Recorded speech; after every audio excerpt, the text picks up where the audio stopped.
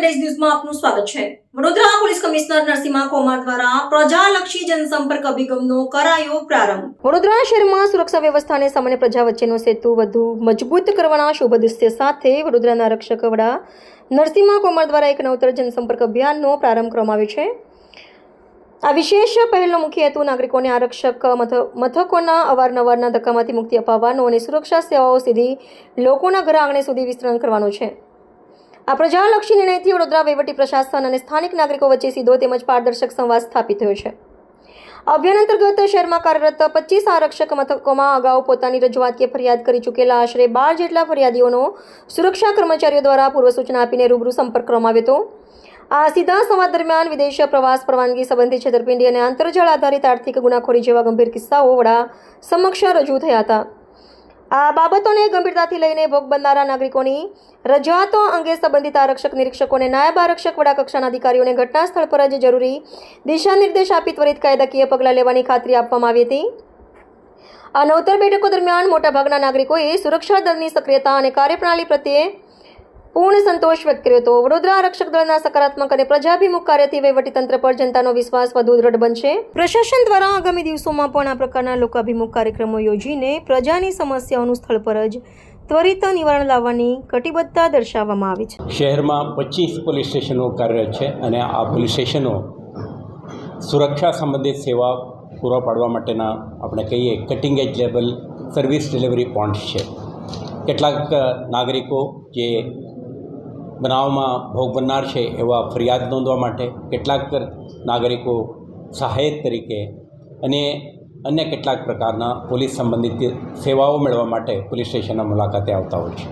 Police સ્ટેશનમાં ફરજ બજાવતા હેડ કોન્સ્ટેબલ, એએસઆઈ, સબ ઇન્સ્પેક્ટરો, ઇન્સ્પેક્ટરો આ મુદ્દાઓ અંગે તપાસ કરી અપ્રોપ્રિએટ એક્શન લેવાની જવાબદારી એમના શિરે છે। પરંતુ કેટલાક વખતે આપણે ધ્યાન ઉપર આવે છે કે તે ફરિયાદીઓ વારંવાર પોલીસ સ્ટેશન આવે તો પણ એમના રજૂઆત સાંભળવામાં ના આવે, તે પછી ડીસીપી સીપી ઓફિસ સુધી આવીને રજૂઆત કરવાની નોબત પણ આવતી હોય છે। આપણે આ વખતે એક નવા અભિગમથી આ કાર્યક્રમનું આયોજન કરી છે। જનસંપર્ક કરવા માટે આપણે પોતે નીકળીએ અને થોડુંક એડવાન્સમાં એમને જાણકારી પણ પૂરું પાડીએ જેથી કરીને ફરિયાદીઓ આપણે આવીને રજૂઆત કરી શકે। તમે જોયું કે આપણે 12 જેટલા ફરિયાદીઓને આપણે જે અગાઉ ફરિયાદ આપીને ગયા હતા એમના ફરિયાદ અનુસંધાને કાર્યવાહી થઈ છે। આપણે પ્રયાસ કરી પોલીસ કાર્યવાહીથી આ લોકો સંતુષ્ટ છે કે નહીં। આપણે જાણવા મળ્યું કે ફરિયાદીઓ મોટાભાગે સંતુષ્ટ હતા, સેટિસ્ફાઈડ હતા અને પોલીસના કામકાજને એપ્રિશિએટ કરીને ગયા। અન્ય કેટલાક ફરિયાદીઓ પણ ત્યાં આવેલા જેમના કોઈ વિઝા ફ્રોડ સંબંધે કે અન્ય ઓનલાઈન ફ્રોડ સંબંધ ફરિયાદો લઈને આવ્યા હતા। એમને પણ એક જ જગ્યાએ ઇન્સ્પેક્ટર, ડીસીપી અને કમિશનર કક્ષાના અધિકારીઓ સાથે ઇન્ટરેક્ટ કરવાની, રજૂઆત કરવાની અને એમના સમસ્યા અંગે અપ્રોપ્રિએટ એક્શન લેવામાં આવે તે અંગે આગ્રહ કરવાની એક તક મળી છે।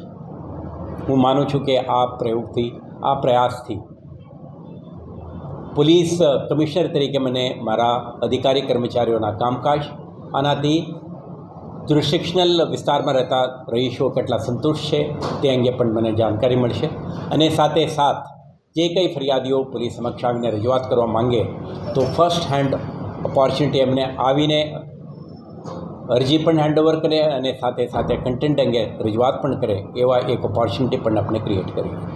તો આવતા દિવસોમાં આ પ્રકારના એક્ટિવિટી આપણા જુદા જુદા વિસ્તારોમાં કરીશું જેથી કરીને પોલીસ સંબંધિત સેવાઓ લોકોના ઘરાંગણે લઈ જવાની આપણા જે પ્રયાસ છે આમાં સફળતા મળે અને પોલીસ સાથે સાથે કમ્યુનિટી વચ્ચેના જે દૂર છે, અંતર છે આ ઓછું થાય અને પાર્ટનરશિપથી આપણે કામ કરીશું તો આવતા દિવસોમાં વધુ તાકાતથી, સંકલનથી અને બહેતર સેવા પૂરી પાડવાના જે આપણા લક્ષ્ય છે આમાં સફળતા મળશે।